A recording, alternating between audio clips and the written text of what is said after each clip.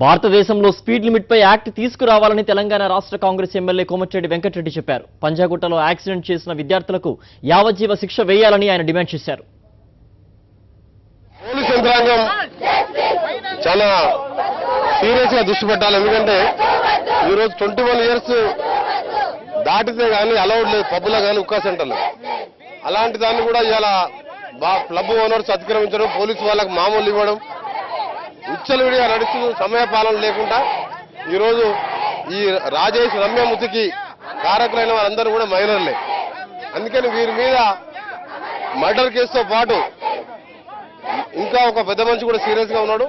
Attempt murder సెక్షన్లు పెట్టడం, overall గా పోలీస్ యంత్రాంగం ఈ డ్రంక్ అండ్ డ్రైవింగ్ లో అమాయకుల ప్రాణాలు తీస్తున్న వారిని ఫాస్ట్ ట్రాక్ కోర్టు పెట్టి ఎక్కడ యాక్సిడెంట్ జరిగినా ఎవరు అమాయకులు చనిపోయినా ఫాస్ట్ ట్రాక్ కోర్టుతో ఏర్పాటు చేపించి వారికి శిక్ష పడాలి. యావజ్జీవ శిక్ష పడితే తప్ప కంట్రోల్ కాదు. నా రిక్వెస్ట్, నాకు డిమాండ్ కూడా గవర్నమెంట్కి ఏంటంటే ఆ డ్రైవర్ తో పాటు మిగిలిన 5 కూడా అందరూ కూడా అండర్ ఏజ్ వాళ్ళే, 16 తాగి ఉన్నారు కాబట్టి వారి మీద కూడా అటెంప్ట్ మర్డర్ పెట్టాలి.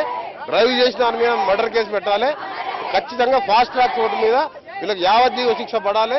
ఇక ముందు ఇలాంటి జరగకుండా హైదరాబాద్ ప్రతిరోజు విశ్వనగరం అని చెప్పుకుంటాం మనం. పోలీస్ డిపార్ట్మెంట్ సరిపోయిన వెహికల్స్ 400 కోట్లు ఖర్చు పెట్టి కొత్త వెహికల్స్ కొనిపించాం.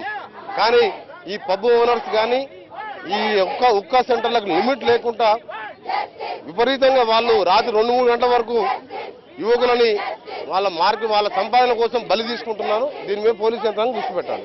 అదే మన భారతదేశంలో ఏంటంటే ఇప్పటికీ గత 10 సంవత్సరాలుగా 6 లేన్ రోడ్ కానీ ఫాస్ట్ రోడ్స్ వేస్తున్నాం. దాని తగ్గట్టు వెహికల్స్ కూడా కొత్త వెహికల్స్ వస్తున్నాయి. అన్ని బయట కంట్రీస్ ఉన్న వెహికల్స్ అన్ని కూడా ఇండియాలో ఉన్నాయి మార్కెట్లో. కానీ ఇక్కడ స్పీడ్ కంట్రోల్ అనేది లేదు. అమెరికా లాంటి దేశంలో కూడా 100 కిలోమీటర్ల పైన పోలేము. ఇవాళ హైదరాబాద్ విజయవాడ జాతీయ రహదారిపై 180 స్పీడ్ తక్కువ ఎవరు పోరు. హైదరాబాద్ బెంగళూరు కూడా 200 స్పీడ్ 180 స్పీడ్ ఓల్వో బస్సులు మెయింటైన్ చేసినాం. ఎన్నో బస్సులు యాక్సిడెంట్ గురైనాయి, 100 మంది చనిపోతున్నారు. మన భారతదేశంలోనే ముఖ్యంగా స్పీడ్ మీద మన సెంట్రల్ గవర్నమెంట్ ఒక యాక్ట్ తీసుకొచ్చి స్పీడ్ లిమిట్ పెట్టకుంటే, ఎందుకంటే ప్రపంచంలో ఎక్కువ యాక్సిడెంట్ మరణాలు జరిగేది భారతదేశంలో ఎక్కువ మరణాలు జరిగేది మన తెలుగు రాష్ట్రాలు. అందుకని దీని మీద చట్టం తీసుకొచ్చి స్పీడ్ లిమిట్ పెట్టి ఎక్కడెక్కడ ఎవరి 10 కిలోమీటర్లకు వీడియో కెమెరాలు పెడితే ఆ స్పీడ్ లిమిట్ దాటిన వారికి ఆటోమేటిక్ గా పెనాల్టీ పడతాడు.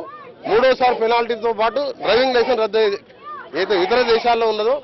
అందుకని బయట దేశాల్లో చాలా తక్కువ యాక్సిడెంట్లు. ఇక్కడ మనం ప్రతిరోజు టీవీ ఆన్ చేయగానే ప్రతిరోజు యాక్సిడెంట్ న్యూస్ ఎక్కువ వస్తున్నది. చాలా దురదృష్టకరం. ఇప్పటికైనా కేంద్ర రాష్ట్ర ప్రభుత్వాలు చట్టాలు మారాలని కోరుకుంటున్నాం.